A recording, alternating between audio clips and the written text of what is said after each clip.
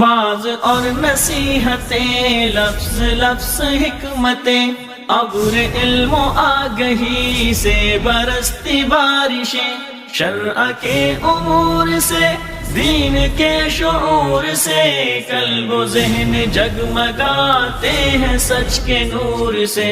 خطبہ جمعۃ المبارک۔ السلام علیکم ورحمۃ اللہ وبرکاتہ۔ الحمد للہ نحمده ونستعینه ونستغفره ونعوذ باللہ من شرور انفسنا ومن سیئات اعمالنا، اشہد ان لا الہ الا اللہ وحدہ لا شریک لہ، أشهد أن لا إله إلا الله وحده لا شريك له، وأشهد أن محمدًا عبده ورسوله صلى الله عليه وعلى آله وصحبه وسلم۔ اللهم صل على محمد وعلى آل محمد كما صليت على إبراهيم وعلى آل إبراهيم إنك حميد مجيد۔ اللهم بارك على محمد وعلى آل محمد كما باركت على إبراهيم وعلى آل إبراهيم إنك حميد مجيد۔ رب اشرح لي صدري ويسر لي أمري واحلل عقدة من لساني يفقهوا قولي۔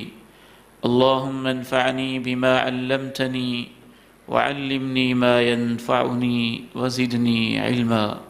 رب اشرح لي صدري ويسر لي أمري واحلل عقدة من لساني يفقهوا قولي۔ رب أعوذ بك من همزات الشياطين وأعوذ بك رب أن يحضرون۔ أما بعد، فإن خير الحديث كتاب الله، وخير الهدي هدي محمد صلى الله عليه وسلم، وشر الأمور محدثاتها، وكل محدثة بدعة، وكل بدعة ضلالة، وكل ضلالة في النار۔ أعوذ بالله السميع العليم من الشيطان الرجيم، من همزه ونفخه ونفثه۔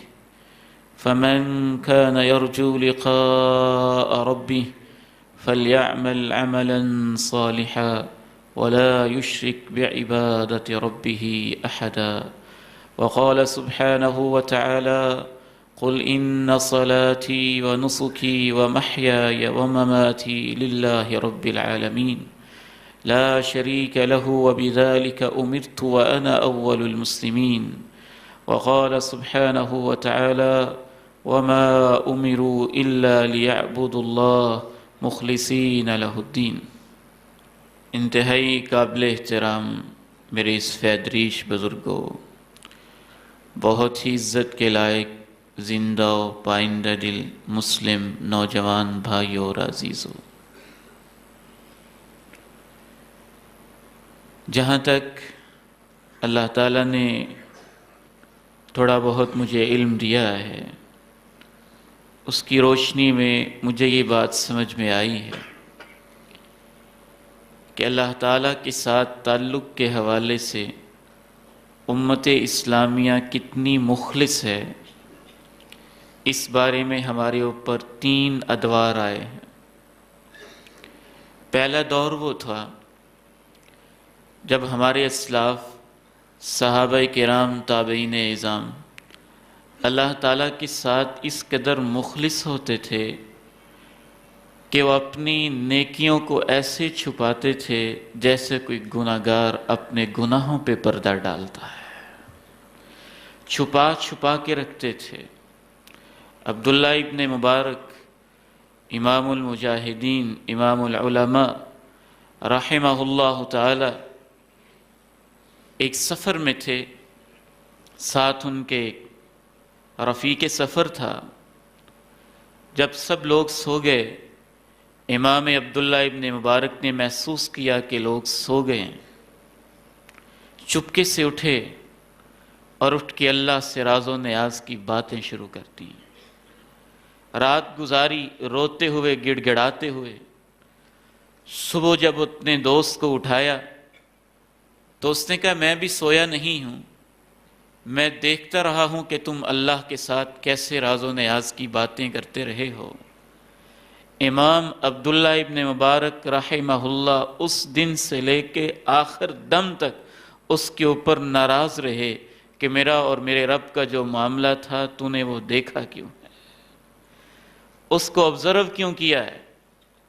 یہ ایک اور صاحب ہیں، اللہ کی راہ میں صدقہ و خیرات کیا اور ان کے استاد محترم نے اعلان کر دیا کہ یہ صاحب میرے کہنے پہ اس نے اللہ کی راہ کے اندر اتنا صدقہ دیا ہے۔ بظاہر صدقہ دینا بھی جائز ہے، اس کا اعلان کرنا بھی بعض حالات میں مخصوص کیفیت کے اندر جائز، لیکن اس خاص موقع کے اوپر ان کے اس شاگرد نے کہا کہ استاد جی وہ جو میں نے صدقہ و خیرات دیا تھا کوئی ایسی مجبوری آ گئی ہے کہ میں وہ دے نہیں سکتا، اب میں وہ صدقہ و خیرات واپس لینا چاہتا ہوں۔ لوگ حیران، باتیں کی، تانے دیے، کیسا شخص ہے اللہ کی راہ میں دے کے اب واپس لے رہا ہے۔ واپس پکڑا، لیا، سنبھالا، گھر لے گیا، رات کی تاریکی میں اپنے استاد کے پاس آیا کہ جب تم اعلان کر رہے تھے میرا دل مجھے کہہ رہا تھا واہ تیری کیا بات ہے، مجھے ڈر آیا کہ قیامت کے دن پتہ نہیں مجھے اس کا اجر و ثواب ملے گا کہ نہیں ملے گا، میں نے اس لیے واپس لیا تھا، دنیا کے سامنے بدنام ہو چکا ہوں، اب میں تمہیں خفیہ یہ وعدہ لے کر کہ کسی کو بتانا نہیں، اللہ کی راہ میں صدقہ دے کے جا رہا ہوں۔ یہ پہلا دور تھا امت اسلامیہ کا، نیکیاں کرتے تھے اور لوگوں کو معلوم نہیں ہوتا تھا کہ کیا کیا نیکی کرتے ہیں۔ اس کے بعد دوسرا دور آیا، اس دور کے اندر لوگ نیکیاں کرتے اور نیکیوں کو بتا بھی دیتے، ان کا اظہار بھی کرتے کہ میں نے یہ نیکی کی ہے، میں نے یہ اجر کا کام کیا ہے، میں نے یہ ثواب کا کام کیا ہے۔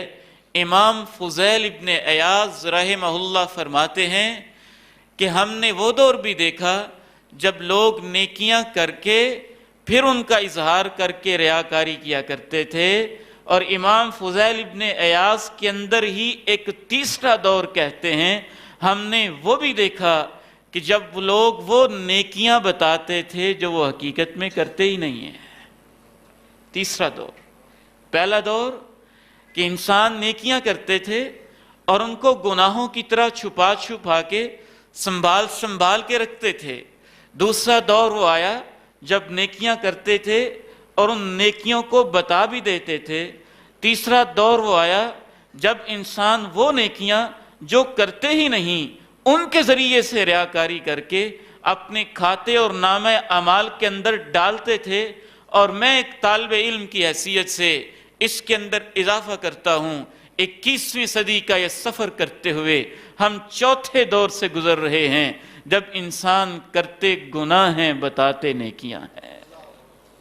یہ وہ چوتھا دور ہے جس سے ہم گزر رہے ہیں۔ تو آئیے میں ایک سلسلہ 1-2 خطبات جمعہ کے اندر انشاءاللہ وہ کمپلیٹ ہوگا شروع کرنا چاہتا ہوں، جس میں بنیادی مقصد اپنی اصلاح ہے کہ اللہ تعالیٰ کے لیے مخلص ہونا کتنا اہم دنیا کا کام ہے، جس کو ہم اخلاص کے نام سے یاد کرتے ہیں۔ اخلاص، خلوص، پیورٹی کو کہتے ہیں، کسی چیز کے خالص ہونے کو کہتے ہیں۔ کیسی خالص؟ سبحان اللہ، خالص کا ایک لفظ اللہ تعالیٰ نے دودھ کے لیے استعمال کیا، من بین فرث و دم لبنا خالصا سائغا للشاربین۔ ایک طرف گوبر ہے، ایک طرف خون ہے، گوبر کی گندگی ہے، خون کی غلاظتیں ہیں، گوبر کی رنگت اور ہے، خون کی رنگت اور ہے۔ رب کریم کہتا ہے میں تمہارا وہ رب ہوں جو تمہارے جانوروں کے پیٹوں سے گوبر اور خون کے درمیان سے سفید خالص دودھ نکال دیتا ہوں۔ لبناً خالصا، دودھ کو خالص کہا اللہ نے۔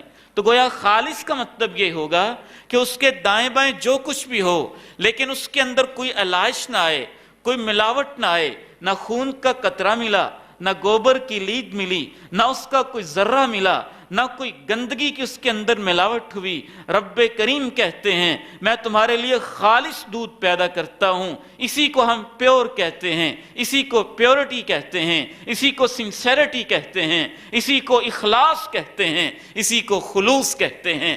اخلاص کا تعلق عمل سے بھی ہے، نیت سے بھی ہے، بات سے بھی ہے، کردار سے بھی ہے، اعمال سے بھی ہے، قوم سے بھی ہے، افراد سے بھی ہے۔ آج کے خطبہ جمعۃ المبارک میں ہم صرف ایک موضوع پہ گفتگو کریں گے کہ نیت کے اندر اخلاص ہونا کس قدر ضروری ہے، یہ کتنی اہم چیز ہے۔ اخلاص کا مطلب کیا ہے؟ اخلاص کا مطلب یہ ہے نیکی کا کام کرتے ہوئے، عبادت کا کام کرتے ہوئے، دین کا کام کرتے ہوئے نیت صرف اور صرف یہ ہو کہ میرا رب میرے اوپر راضی ہو جائے، وہ خوش ہو جائے، وہ راضی ہو جائے، وہ مجھے جنت دے دے، مجھے ثواب دے دے، مجھے اجر دے دے، مجھے نعمت دے دے، مجھے آخرت کے اندر کامیاب لوگوں کی صفوں کے اندر شامل فرما دے۔ اسے اخلاص کہتے ہیں۔ اور یاد رکھیے امام ابن قیم الجوزیہ رحمہ اللہ تعالی فرمایا کرتے تھے کہ اللہ رب العزت نے اخلاص کا محل، اخلاص کی لوکیشن یا اخلاص کی جگہ دلوں کو بنایا ہے، اور یہ اللہ کا اصول ہے کہ اللہ تعالیٰ دلوں کو ہر وقت دیکھتے رہتے ہیں۔ دل کے اندر کیا ارادے ہیں، کیا کچھ پنپ رہا ہے، کیا جذبے ہیں۔ آپ میرے سامنے بیٹھے ہیں، میں آپ کے سامنے کھڑا ہوں، آپ میرے رومال کو دیکھ رہے ہیں، میری ٹوپی کو دیکھ رہے ہیں، میرے چہرے کو دیکھتے ہیں، میرے اشارے کو دیکھتے ہیں، میں آپ کی توجہ کو دیکھتا ہوں، انہماک کو دیکھتا ہوں، محبت کو دیکھتا ہوں، دعا اسلام کو دیکھتا ہوں، گیدرنگ اجتماع کو دیکھتا ہوں، مسجد اسحاق کے اندر بیٹھے ہوئے یہ سارے نمازی، اور سب سے پہلے میں، کاش مجھے یہ سمجھ آ جائے کہ اس وقت بھی اللہ میرے اور آپ کے دل کی دنیا کو دیکھ رہا ہے۔ دل میں کیا ہے، ارادہ کیا ہے، جذبہ کیا ہے، چاہت کیا ہے، نیت کیا ہے۔ انما الاعمال بالنیات۔ اکثر محدثین اس حدیث کو شروع کے اندر لے کے آتے اور یہ بتاتے کہ دنیا کے تمام اعمال کا انحصار، ان کی قبولیت، ان کے درجات کی بلندی، اللہ کے ہاں اس کا معیار انسان کی نیت اور انسان کے ارادے ہوتے ہیں۔ سب سے پہلی اہمیت نیت کے حوالے سے پہلا پوائنٹ یہ سمجھ کے جائیے گا، اللہ رب العزت کے ہاں عمل قبول ہی وہ ہوتا ہے جس کے اندر نیت اس کو راضی کرنے کی ہوتی ہے، صرف وہی عمل قبول ہوتا ہے۔ اللہ رب العزت بڑی عظیم ہستی ہے، ہم کمزور لوگ، عاجز لوگ بازار میں جائیں، مارکیٹ میں جائیں، کوئی چیز خریدنے جائیں، ہم تو محتاج ہوتے ہیں، ضرورت مند ہوتے ہیں۔ اگر ہمیں پتہ چل جائے کہ اس چیز کے اندر ملاوٹ ہے، کسی اور چیز کی آمیزش ہے، اس کے اندر کسی اور چیز کو مخلوط اور مکس کیا گیا ہے، اور اس کی پیورٹی کے اندر کوئی فرق واقع ہو گیا ہے، ضرورت مند ہونے کے باوجود ہم اس چیز کو پھینک دیتے ہیں، قبول نہیں کرتے، ایکسپٹ نہیں کرتے۔ کیا خیال ہے اس رب العالمین کے بارے میں جس سے میری نمازوں کی، میری تہجدوں کی، میری دعاؤں کی، میری التجاؤں کی، میرے صدقات و خیرات کی، میری عبادت کی کوئی ضرورت نہیں، جو اتنا بے نیاز ہے کہ انسانوں سے کہتا ہے تم سارے متقی ترین بن جاؤ، میری بادشاہت میں اضافہ نہیں ہو پائے گا، تم سارے شیطان جیسے بن جاؤ، اس کی بادشاہتوں میں کمی نہیں آئے گی۔ وہ غنی ہے، وہ صمد ہے، وہ بے نیاز ہے۔ اگر اس کے دین کا کام کیا جائے، نیت خالص نہ ہو تو وہ بے نیاز ہستی اس عمل کو کیسے قبول کرے گی؟ بالکل قبول نہیں ہوگا۔ قبولیت کا معیار ہی یہ ہے کہ نیت خالص ہو۔ ایک شخص آتا ہے اللہ کے نبی علیہ السلام کی خدمت میں، ایک تو یہ ہے نا کہ نیت بالکل ہی ریاکاری کی ہو، ساری ہی غلط ہو، نہیں تھوڑی سی بھی غلط ہو۔ اخلاص کا مطلب ہوتا ہے کہ نیت 100% خالص ہو، اس میں ملاوٹ کہیں بھی نہ ہو۔ تھوڑی سی بھی کہیں ملاوٹ ہو گئی، ایک شخص آتا ہے جہاد پہ روانہ ہونے والا، غازی اور مجاہد ہے، اللہ کے نبی علیہ السلام سے استفتاء کرتا ہے، أرأيت رجلا يغزو يلتمس الأجر والذكر ماذا له، اے اللہ کے نبی علیہ السلام مجھے فرمائیے، اگر ایک شخص جہاد فی سبیل اللہ جیسی عظیم نیکی کے اوپر روانہ ہو جائے لیکن اس کی نیت یہ ہو ثواب بھی مل جائے گا، شہرت بھی مل جائے گی، ثواب بھی مل جائے گا، تمغہ بھی مل جائے گا، ثواب بھی مل جائے گا، غنیمت بھی مل جائے گی، ثواب بھی مل جائے گا، بہادری کے جرتوں کے نشان بھی مل جائیں گے، یہ نیت تو خالص ہے ثواب کی، لیکن اندر ملاوٹ ہو گئی کہ شہرت بھی مل جائے گی، یلتمس الاجر والذکر، پوچھنا یہ چاہتا ہے کہ اس سے پھر کتنا ثواب ملے گا؟ آپ علیہ السلام جواب دیتے ہیں لا شیء لہ، اسے کچھ بھی نہیں ملے گا، اسے کچھ بھی نہیں ملے گا۔ دنیا کے جتنے بھی حصہ دار ہوتے ہیں ان میں سے کوئی شخص اپنا حصہ چھوڑنے کے لیے تیار نہیں ہوتا، ہر پارٹنر اپنا حصہ لازماً لے کے رہتا ہے۔ وہ رب العالمین وارحم الراحمین، وہ غنی کریم صمد عزیز کریم، ایسی قدیر قادر ذات ہے۔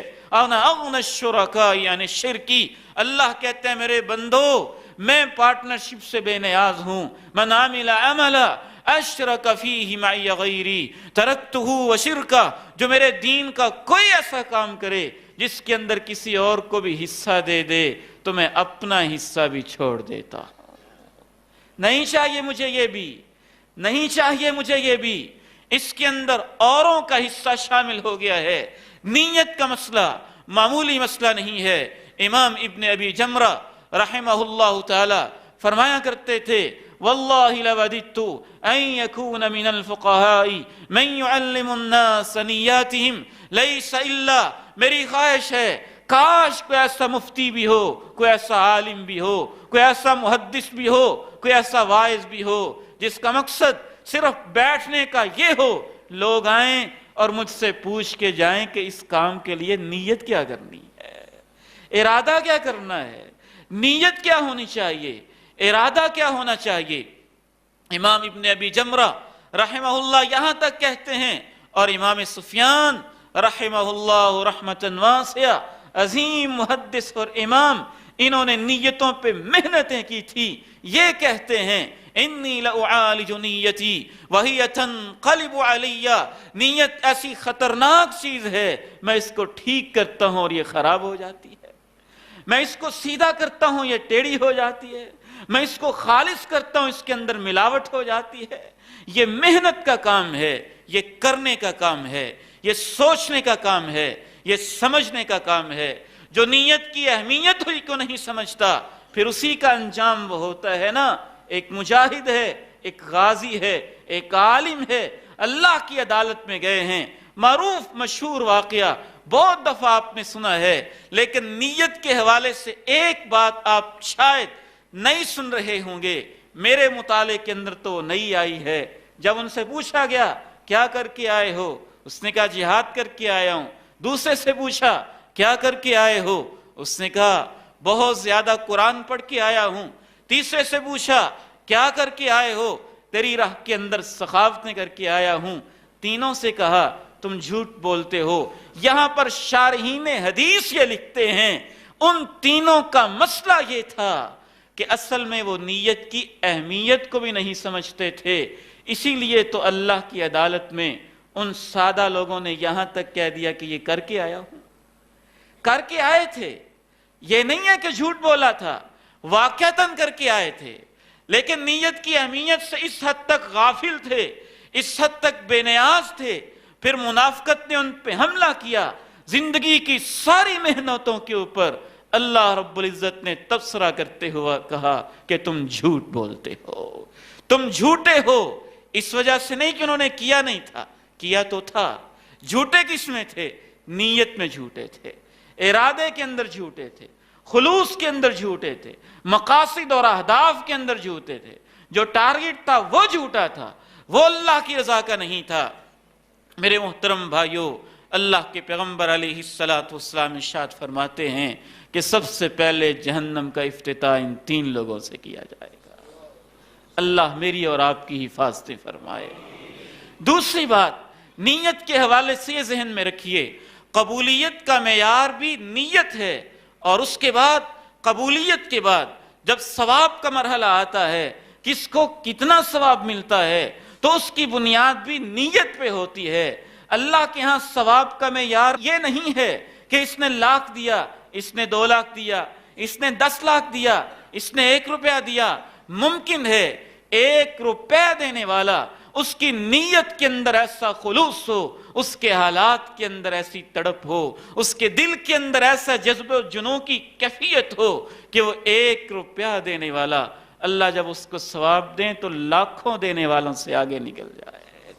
نیت، خلوص، جذبہ، اس کی دلیل امام ابن تیمیہ رحمہ اللہ تعالیٰ فرماتے ہیں، لوگ تو دنیا میں بہت سارے ہیں، پانی پلانے والے تو بہت ہیں، کوئی حاجی کو پانی پلاتا ہے، کوئی انسانوں کو پانی پلاتا ہے، کوئی نمازیوں کو پانی پلاتا ہے، کوئی تہجد گزاروں کو پانی پلاتا ہے، کوئی علماء کو پانی پلاتا ہے، کوئی بڑے بڑے لوگوں کو پانی پلاتا ہے، لیکن ایک پانی پلانے والی وہ عورت ہے جس کا تذکرہ کونین کے تاجدار نے، آمنہ کے لال نے، مکہ کے در یتیم نے، محمد کریم صلی اللہ علیہ وسلم نے اپنی زبان اطہر سے صحیح ترین کتاب صحیح بخاری کے اندر کیا ہے، اور اس نے پانی بھی پلایا تو کتنا پانی پلایا؟ خلعت موقہا او نزعت موقہا، بس اپنا موزہ اتارا، راہ چلتے ہوئے زنا پیشہ اس خاتون نے موزہ اتار کے پانی بھی کس کو پلایا؟ ایک کتے کو پلایا۔ امام ابن تیمیہ رحمہ اللہ تعالی اس حدیث کی تشریح کے اندر لکھتے ہیں، اس کا یہ مطلب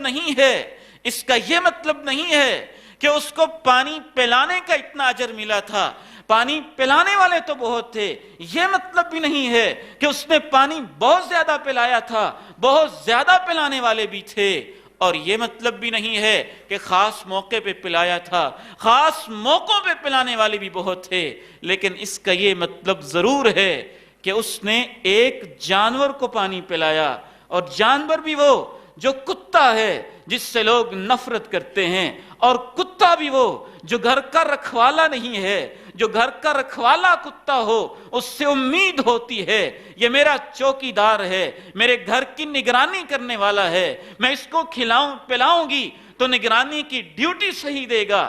شکاری کتا بھی نہیں تھا، اس سے بھی لالچ ہوتی ہے، انسان بھی نہیں تھا، اس سے بھی کبھی امید بن جاتی ہے کہ آج پانی پلاتا ہوں کل میرے کام آئے گا۔ یہ 5 چیزیں جب جمع ہو گئیں اور 6ٹھی چیز پانی وہاں پلایا، دنیا کی کوئی آنکھ نہیں دیکھتی تھی، تو اس نے خالص صرف اللہ کی خاطر پانی پلایا تھا، جس وجہ سے پانی کے چند قطروں سے زندگی بھر کے گناہ معاف ہو گئے تھے۔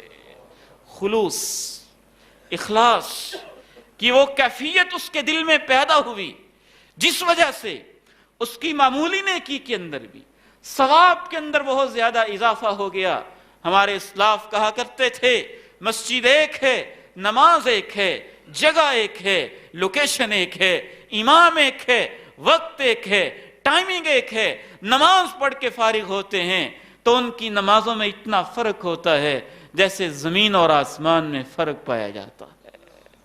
دل کی توجہ، دل کا اخلاص، دل کا خلوص، اس حساب سے یہ فرق واقع ہو جاتا ہے۔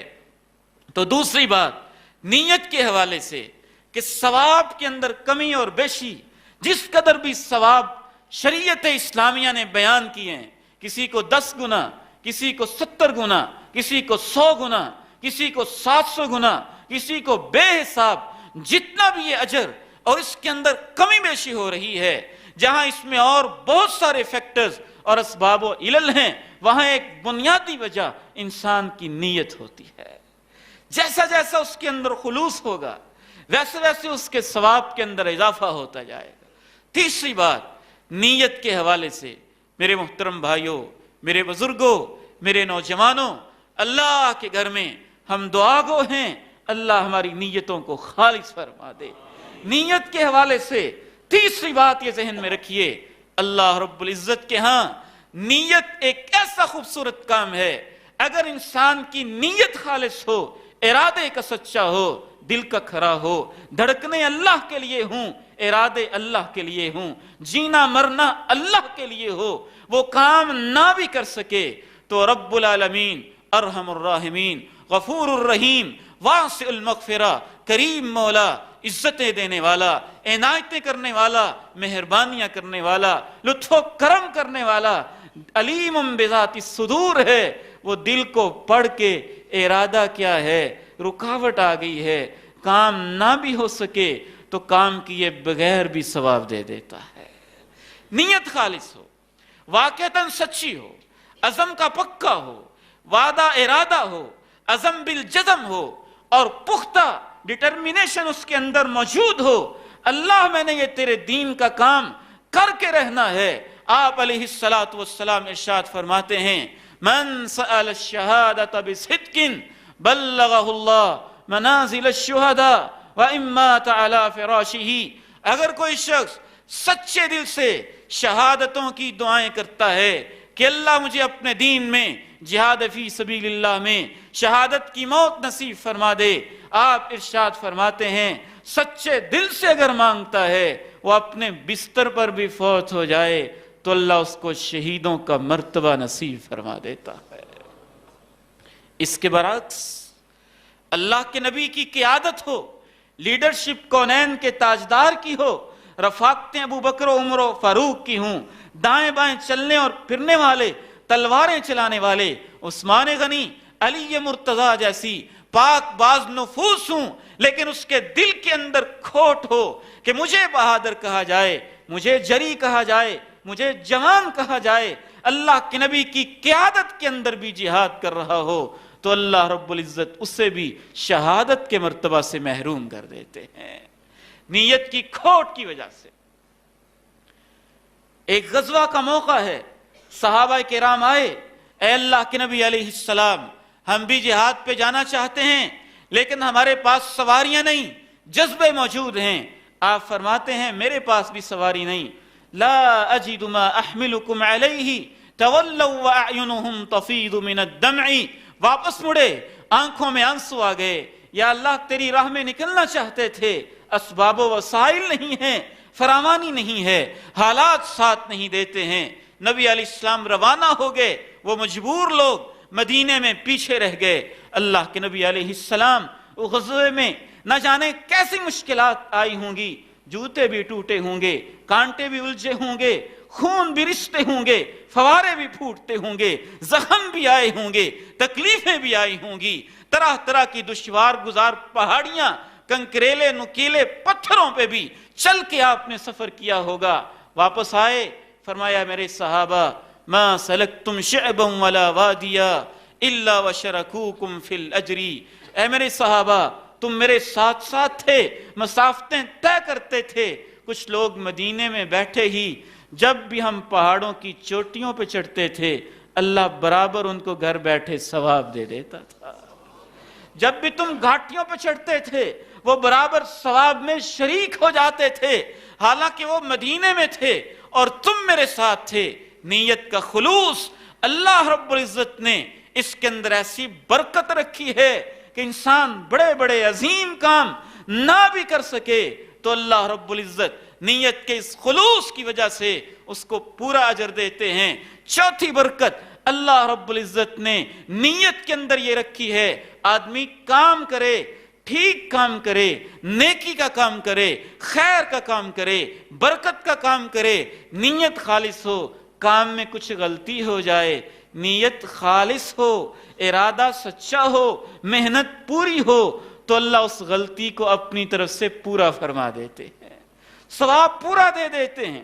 نیت کے خلوص کی وجہ سے اللہ کے نبی علیہ السلام ارشاد فرماتے ہیں، ایک آدمی کہتا ہے لا تصدقن اللیلہ، اے اللہ میرا تجھ سے وعدہ ہے آج رات صدقہ کروں گا۔ اس کے دل کے پتہ نہیں کیسے جذبے ہوں گے، وہ دن میں بھی کر سکتا تھا، گیدرنگ میں کر سکتا تھا، اجتماع کے اندر کر سکتا تھا۔ میں نے کہا نا، ایک دور وہ تھا جب لوگ نیکیاں کرتے تھے اور ان کو چھپایا کرتے تھے۔ مدینہ منورہ ہے، یہ مدینہ منورہ ہے، امام زین العابدین ہیں، حضرت حسن کے بیٹے ہیں رضی اللہ عنہ و ارضاہ، مدینہ کے باسی ہیں، سید الکونین کی نسل میں سے ہیں، جنت کے شہزادے حضرت حسن و حسین، حسنین کریمین رضی اللہ عنہما کی نسل اور اولاد میں سے ہیں۔ لوگ کہتے ہیں یہ سید زادے ہیں، اللہ کی راہ میں انہوں نے کبھی کچھ دیا ہی نہیں، لوگ تانے دیتے ہیں۔ پھر ایک دن وہ آیا جب وہ فوت ہو گئے، جنازہ لایا گیا، چارپائی پہ لٹایا گیا، اور مدینہ کے اندر 100 فقیر وہ تھے جن کے دروازوں کے اوپر خوراک اور راشن پہنچ جاتی تھی، پتہ نہیں چلتا تھا کون دے کے جاتا تھا۔ جب اس امام کائنات کی نسل سے تعلق رکھنے والے اس عظیم ہستی کا جنازہ اٹھا اور اگلے دن فقیروں کے دروازے خالی رہ گئے، تب ان کو اندازہ ہوا کہ راشن کون پہنچا کے جایا کرتا تھا، کون تھا جو خوراک پہنچاتا تھا۔ نہ جانے اس کے دل میں بھی کیسا خلوص تھا، کیسا جذبہ تھا۔ کہتے اللہ میں تیری راہ میں صدقہ کرنا چاہتا ہوں، لیکن کروں گا رات کو، جب سارے سو جائیں گے، کوئی نہیں دیکھے گا، اندھیرے چھا جائیں گے، تو عرش والا دیکھتا ہوگا، تجھے دکھانے کے لیے رات کے اندھیروں میں صدقہ کروں گا۔ رات کو نکلا، صدقہ کیا، یوں پتہ نہیں کس انداز سے کیا، لیکن جس کو دیا وہ کوئی ایسا چور تھا جو رات کو چوریوں کے لیے نکلا تھا، اس کے ہاتھ پہ صدقہ دے کے چپکے سے بھاگ کے پتہ نہیں کس انداز میں گھر واپس چلا گیا۔ صبح ہوئی، لوگوں میں بات مشہور ہو گئی، لو جی دیکھو لوگ کیسے کیسے ہیں، چوروں کو بھی صدقہ دیتے ہیں۔ کہا اللہ میرا اور تیرا معاملہ ہے نا، چلیں آج رات دوبارہ تیرے ساتھ وعدہ کرتا ہوں، رات کی تاریکی میں صدقہ کروں گا۔ پھر نکلا، رات کے اندھیرے میں نکلا، ایک زانیہ عورت برائی کے لیے جا رہی تھی، اس کے ہاتھ پہ صدقہ رکھ کے واپس آ گیا۔ پھر مشہوری ہو گئی، لوگ کیسے ہیں، بری عورتوں کو صدقہ دیتے ہیں۔ کہا اللہ میرا ارادہ تو سچا ہے، پتہ نہیں کیا ہو رہا ہے، آج پھر صدقہ دوں گا، تیری راہ میں دوں گا، رات کی تاریکی میں دوں گا۔ صدقہ کیا، ایک غنی مالدار آدمی تھا، پتہ نہیں کاروبار سے واپس آ رہا ہوگا، کہاں سے آ رہا ہوگا، اس کے ہاتھ پہ رکھ دیا۔ پھر صبح چرچے ہوئے، لوگ کیسے ہیں، امیروں کو صدقہ دیتے ہیں۔ اللہ کے پیغمبر علیہ السلام ارشاد فرماتے ہیں، اس بندے کے بارے میں تبصرہ کرتے ہیں، اس بندے کا خلوص ایسا ہے، شاید اس کے اس صدقے کی وجہ سے ایسی برکت ہوگی، اللہ ایسا قبول کرے گا کہ زنا کرنے والی عورت زنا سے باز آ جائے گی۔ کہ میں تو برائی کرتی ہوں کہ اللہ مجھے اس برائی کے ذریعے سے کچھ پیسے دے، اور وہ مالک تو ایسا ہے کہ راہ چلتے ہوئے عورتوں کو بھی جب وہ برائی کے لیے جاتی ہیں برائی کے بغیر ہی رقم پہنچا دیتا ہے۔ اور اے اللہ کے بندے یاد رکھنا تیرا صدقہ نہیں گیا، تو نے جو صدقہ کیا اور وہ چور کے ہاتھ میں آ گیا، تیرے صدقے میں ممکن ہے ایسی برکت ہو کہ اللہ اس چور کو چوری سے تائب بنا دے گا، وہ توبہ کر جائے گا کہ وہ رازق تو ایسے بھی رزق دیتا ہے۔ اور تیسرا غنی آدمی، وہ بخیل تھا، کنجوس تھا، اگرچہ اس سے غلطی ہوئی اور غلطی کے ساتھ اس نے یہ کام کیا، لیکن اس خلوص کی وجہ سے ایسی برکت ہوگی، ممکن ہے کہ وہ غنی آدمی بھی اللہ کی راہ میں دینے والا بن جائے۔ کیا ثابت ہوتا ہے؟ خلوص کے اندر نیت خالص ہو، عمل میں کوتاہی بھی ہو گئی، غلطی بھی ہو گئی، کسی وجہ سے ہو گئی، لاشعوری میں ہوگی، یہ نہیں ہے کہ اس نے محنت نہ کی، اس نے تو پوری محنت کی، بار بار اصلاح بھی کی، بار بار کوشش بھی کی، قسمت کا فیصلہ ایسا تھا، غلطی ہوتی رہی۔ وہ رب کریم ایسے کرم والا ہے، بندہ مخلص ہو تو اس کی غلطیوں کے اندر بھی اللہ برکتیں ڈال دیتا ہے، اس کے اندر بھی خیر کا پہلو پیدا فرما دیتا ہے۔ پانچویں بات اس حوالے سے یہ ذہن میں رکھیے گا، نیت خالص ہو تو اس کے اندر اللہ ایسی برکت ڈالتا ہے۔ شیطان کی چالیں بہت ہیں، عالم کفر ہے، اس امت کے خلاف ڈٹا ہوا ہے، چینلز ہیں، میڈیا ہیں، دین کے خلاف آزمائشیں ہیں، طرح طرح کی مشکلات ہیں۔ یاد رکھیے، جہاں تک میں محسوس کرتا ہوں، تنظیمیں بھی بڑی ہیں، سوسائٹیز بھی بڑے ہیں، افراد بھی بہت ہیں، کام بھی بڑا نظر آتا ہے، برکت دکھائی نہیں دیتی، اللہ کی نصرت نازل نہیں ہوتی۔ نصرت تب نازل ہوتی ہے جب نیتوں میں خلوص ہوا کرتا ہے۔ نبی علیہ السلام ارشاد فرماتے ہیں انما تنصرون وترزقون بضعفائکم بدعوتہم واخلاصہم۔ اے میری امت کے لوگوں، تمہارے اوپر اگر مدد آتی ہے تو اس وجہ سے آتی ہے کہ تمہارے اندر کچھ کمزور ایسے لوگ ہوتے ہیں جو اللہ سے دعائیں بھی کرتے ہیں، جن کے کاموں میں اخلاص بھی ہوتا ہے۔ پھر اللہ کی مدد آتی ہے، وہ صحابہ چیتھڑے پہننے والے، کڈریے، بکریاں چرانے والے اور اونٹوں کے چرواہے اور گھاس کاٹنے والے، جب وہ اللہ کے دین کے لیے مخلص تھے، میدانوں کے اندر نکلے تھے، تو ایک ایک دن میں، ایک ایک گھنٹے کے اندر وقت کی سپر پاوروں کے اوپر اللہ رب العزت نے ان کو غلبہ نصیب کیا تھا، کیونکہ جو مخلص ہوتا ہے اللہ اس کے ساتھ خود شامل ہو جاتا ہے، اس کے ساتھ خود اللہ ہوتا ہے، اس کی مدد ہوتی ہے۔ اس لیے اللہ کا یہ بھی وعدہ ہے مخلص بندے سے کہ اس کے خلاف شیطان سازشیں کرے گا، لیکن اللہ اپنے بندے کی حفاظت فرمائے گا۔ شیطان کی چالیں کامیاب نہیں ہوگی۔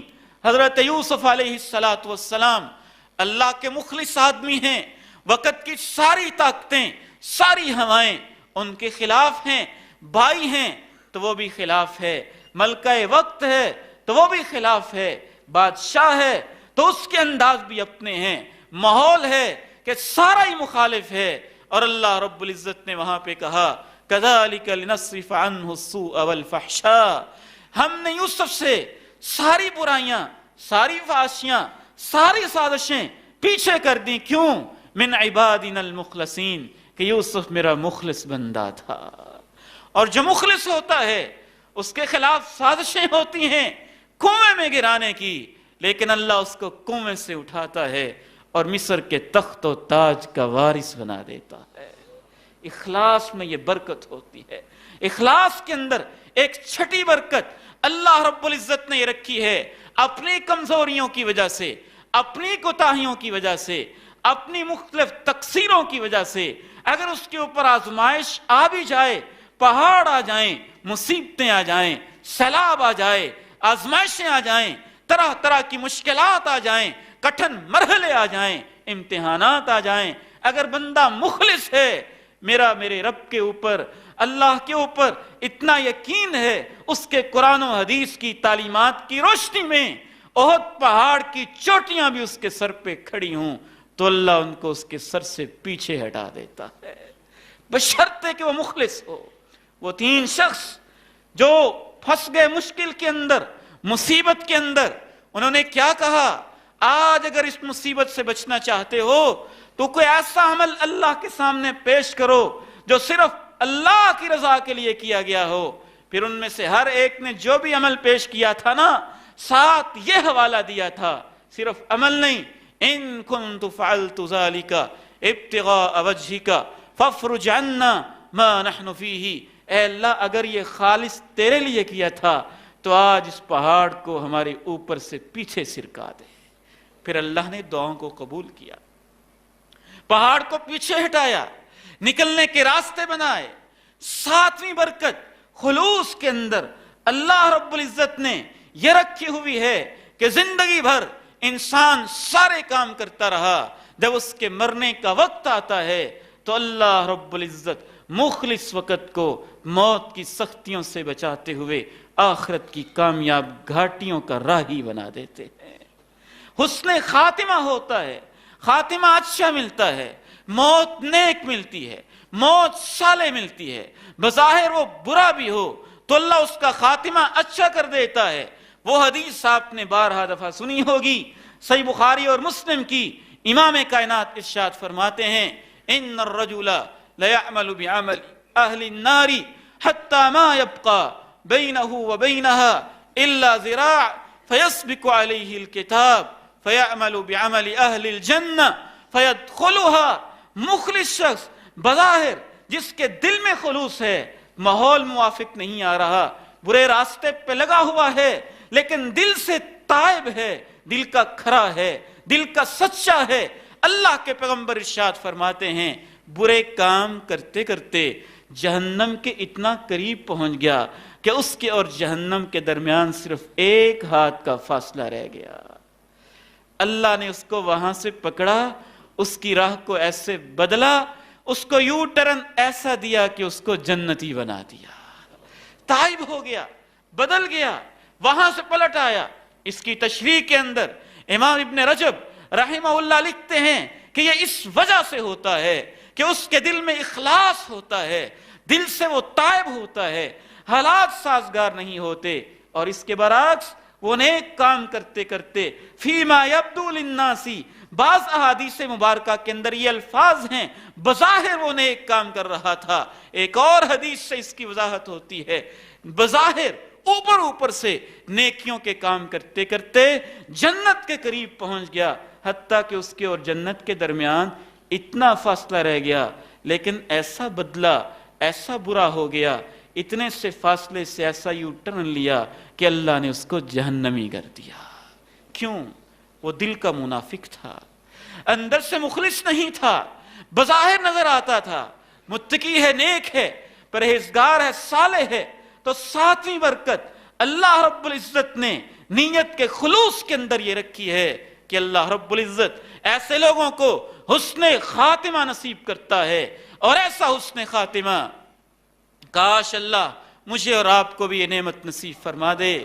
وہ حضرت ماشطہ رحمہ اللہ مسند احمد میں امام احمد اس حدیث کو لے کے آئے ہیں اور سند بالکل صحیح ہے، ادھر ادھر کی کہانی، ادھر ادھر کا افسانہ نہیں. کونین کے تاجدار آپ علیہ السلام ارشاد فرماتے ہیں کہ اللہ رب العزت نے مجھے ایک ایسا منظر بھی دکھایا.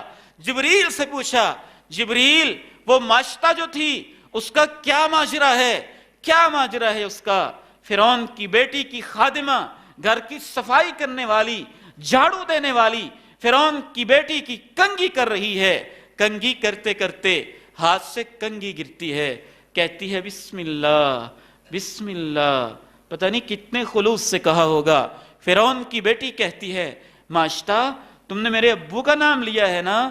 نہیں تمہارے ابو کا نام نہیں لیا. یہ اللہ پھر کون ہے؟ کہا یہ اللہ وہ ہے ربی و ربو کی و ربو ابھی کی، یہ وہ اللہ ہے جو میرا بھی رب ہے، تیرا بھی رب ہے، تیرے ابو کا بھی رب ہے، فرعون کا بھی رب ہے. یہ ایک ماشطہ ہے، عام خاتون ہے، گھر کی صفائیاں کرنے والی، فرعون کی شہزادیوں کو اور فرعون جیسے بادشاہ کی بیٹیوں کے سروں میں کنگھیاں کرنے والی اور تیل لگانے والی اور ان کی خدمت کرنے والی. اچھا ماشطہ تم ہمارے گھر کی نوکرانی ہو کے میرے باپ کے علاوہ کسی اور رب کو مانتی ہو؟ ہاں مانتی ہوں، وہی تو رب ہے جس کو میں مانتی ہوں. اچھا پھر میں اپنے ابو کو بتا دوں؟ جاؤ اپنے ابو کو بتا دو. فرعون کو بتایا، پھر اس نے بلایا ماشطہ کو، میرے علاوہ کسی اور رب کو مانتی ہو؟ ہاں میں مانتی ہوں. مخلص لوگوں کا خاتمہ اور انجام دیکھیے. امر ببقرۃ من نحاس، بظاہر آزمائش بھی آتی ہے لیکن اندر سے خاتمہ کتنا حسین ہوتا ہے. کہا لاؤ ایک بڑی ساری دیگ لاؤ. بقرہ گائے کو بھی کہتے ہیں، اور بعض شارحین حدیث نے لکھا ہے کہ وہ دیگ اتنی بڑی جس کے اندر سالم گائے اور اس کے بڑے بڑی لیگز پوری کی پوری پکائی اور فرائی کی جا سکتی ہوں. اس دور کے اندر اس طرح کی بڑی دیگوں کو غالباً بقرہ کہا جاتا تھا. اس نے کہا وہ بڑی ساری دیگ لے کے آؤ. وہ دیگ لائی گئی، اس کے اوپر چڑھاؤ، آگ کے اوپر رکھا گیا. کہا یہ جو ماشطہ ہے اس کو بھی اور اس کے سارے بیٹوں کو میری آنکھوں کے سامنے ٹکڑے کر کر کے اس دیگ کے اندر ڈال دو. کہا فرعون تم نے مجھے دیگ میں ڈالنا تو ہے، ان لی الیک حاجہ، میرا ایک کام تو کر دو، جاتے جاتے میری ایک ضرورت تو پوری کر دو، میری ایک خواہش تو پوری کر دو. مرنا تو ہے مجھے، بس ایک میری خواہش ہے. ماں تو ماں ہوتی ہے. کہا کیا خواہش ہے؟ اتنا تو تیرا حق بنتا ہے، آخر ہمارے گھر کی خادمہ ہو. کہا میری یہ خواہش ہے ان تجمع عظامی و عظام ولدی فی ثوب واحد. اے بادشاہ فرعون جب تم ہماری ہڈیوں کو دیگ کے اندر ڈالنے لگو تو ٹکڑے کر کے میری ہڈیوں کو میرے بیٹوں کی ہڈیوں کے ساتھ اکٹھا ایک کپڑے میں رکھنا، ایک کپڑے میں رکھ کے پھر مجھے ڈال دینا۔ کہا ہاں یہ تجھ سے وعدہ ہے۔ ایک کو پکڑا، دوسرے کو پکڑا، تیسرے کو پکڑا۔ حضرت عبداللہ ابن عباس مفسر قرآن بیان کرتے ہیں، اللہ کے نبی علیہ السلام کی زبان اقدس سے اس واقعہ کو سنا ہوا ہے۔ امام احمد اس کو بیان کرنے والے ہیں، امام البانی اس کی سند کو صحیح قرار دینے والے ہیں۔ جب سارے بیٹوں کو ٹکڑے کر کر کے ڈال لیا، چھوٹے بچے کی باری آئی، بولد مرضع، جو بھی اپنی ماں کا دودھ پیتا تھا، کأنہا تکاعست، یوں لگا کہ اس کے پاؤں میں لغزش آئی ہے۔ پھر اللہ نے ایسا تھاما کہ اس دودھ پیتے بچے نے دیکھ کے اندر سے بول کے کہا، امی جان کوئی مسئلہ نہیں ہے، مجھے بھی جانے دو اس کے اندر، تمہاری باری آئے تم بھی آ جانا۔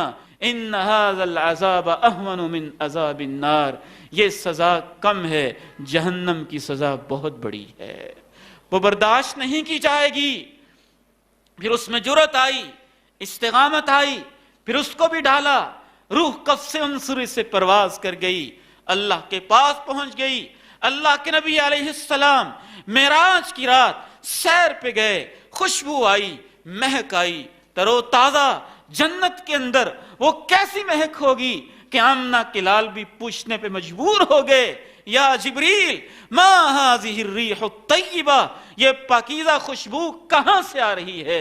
جبریل نے بتایا، اے اللہ کے پیغمبر، یہ فرعون کی بیٹی کی نوکرانی ماشطہ کی طرف سے خوشبو آ رہی ہے، یہ اس کی خوشبو ہے۔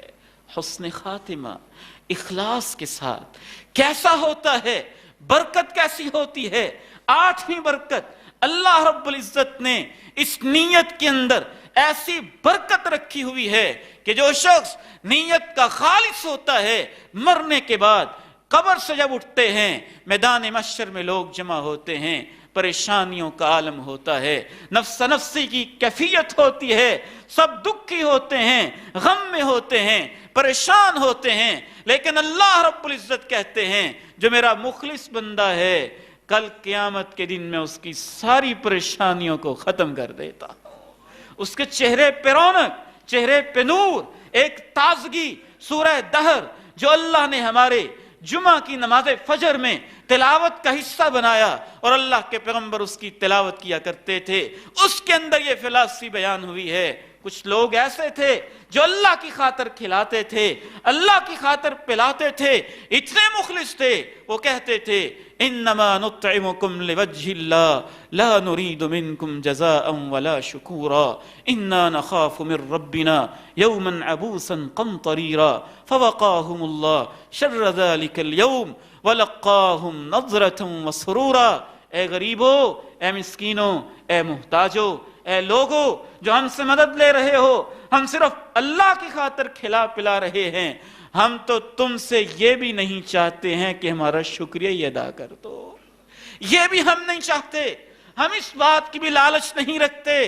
اس کا اخلاقی فرض ہے شکریہ ادا کرے، لیکن وہ کہتے ہیں لا نرید منکم جزاء ولا شکورا، نہ کوئی صلہ نہ شکریہ کی توقع، کچھ بھی نہیں ہم چاہتے۔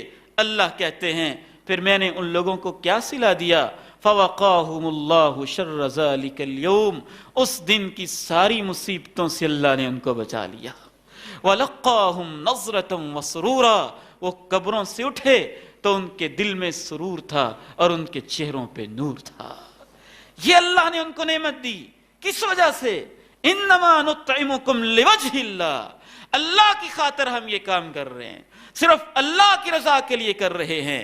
ایک اور برکت اللہ رب العزت نے اخلاص سے نیت کے اندر ایسی برکت رکھی ہے، صرف یہی نہیں کہ قیامت کی پریشانیوں سے بچا لیتے ہیں، بلکہ اللہ ایسے لوگوں سے کہتے ہیں آ جاؤ آ جاؤ، دوڑ کے آؤ، آج کوئی سایہ نہیں، اے مخلص بندے میں تجھے اپنے عرش کا سایہ دینا چاہتا ہوں۔ کیا ہے اس میں؟ ذکر اللہ خالیا ففاضت عینا، خلوتوں میں یاد کیا اور آنکھوں میں آنسو آ گئے۔ تصدق بصدقۃ فاخفاها، صدقہ دیا تو اتنا چھپا کے کہ بائیں ہاتھ کو پتہ نہیں چلا کہ دایاں کیا دے رہا ہے، اسے عرش کا سایہ مل رہا ہے۔ ایک 10ویں برکت اللہ رب العزت نے خلوص کے اندر یہ رکھی ہے کہ ایسے لوگوں کے ساتھ اللہ کو محبت ہو جاتی ہے، خود اللہ ان سے محبت کرتا ہے، اللہ ان سے محبت کرتا ہے۔ یحب المحسنین، یحب المحسنین۔ اور احسان کے اندر کیا ہے؟ ان تعبد اللہ کأنک ترا۔ اور اللہ کے نبی علیہ السلام فرماتے ہیں ان اللہ یحب العبد التقی الغنی الخفی۔ اللہ محبت کرتے ہیں اس بندے سے جو تقوی والا ہوتا ہے لیکن چھپ کے رہتا ہے اور لوگوں کی تعریفوں سے بے نیاز بھی رہتا ہے۔ ایک 11ویں برکت خلوص کے اندر اللہ رب العزت نے، آخری بات کر کے میں آپ سے اجازت چاہوں گا، 11ویں اور 12ویں برکت اللہ رب العزت نے اس کے اندر یہ بھی رکھی ہے کہ مخلص لوگ دنیا سے چھپے ہوتے ہیں لیکن اللہ آسمانوں میں ان کو مشہور کر دیتا ہے۔ فرشتوں میں شہرت، آسمانوں میں شہرت، جنتوں میں شہرت، میدان محشر میں شہرت، ہر جگہ شہرت۔ یہ ہے میرے مخلص بندے، یہ ہے میرے لیے کام کرنے والے، یہ ہے میرے لیے جینے والے، یہ ہے میرے لیے مرنے والے۔ اور 12ویں برکت، اس شہرت کا فائدہ کیا ہوتا ہے؟ جو دنیا میں شہرت کی خاطر کام کرتا ہے اللہ اس کو ایک سٹیج پہ ذلیل کر دیتا ہے، اور جو اللہ کی خاطر کام کرتا ہے آسمانوں میں اس کی شہرت ہوتی ہے، اور بندوں کے دلوں میں خود اللہ اس کی محبت ڈال دیتا ہے۔ دل تو اس کے اختیار میں ہے، دل تو اس کے قبضے میں ہے، اس کے اختیار میں ہے۔ آئیے اللہ سے وعدہ کرتے ہیں اور دعا کرتے ہیں کہ اللہ ہماری زندگیوں کو اپنے لیے خالص فرما لے، ہمیں اپنے مخلص بندوں میں شامل فرما لے۔ میں سمجھتا ہوں یہ زندگی کا اہم ترین مسئلہ ہے۔ آپ میرے لیے بھی دعا کیجئے گا، اپنے لیے بھی دعا کیجئے گا۔ آئندہ انشاءاللہ خطبہ جمعۃ المبارک جس جمعے میری حاضری ہوگی، اس کا دوسرا حصہ ہم دیکھیں گے کہ اس کے برعکس ریاکاری کا نقصان کیا ہوتا ہے، وہ کیوں پیدا ہوتی ہے، اس کا علاج کیا ہے۔ اللہ میری آپ کی حفاظت فرمائے۔ وآخر دعوانا الحمدللہ۔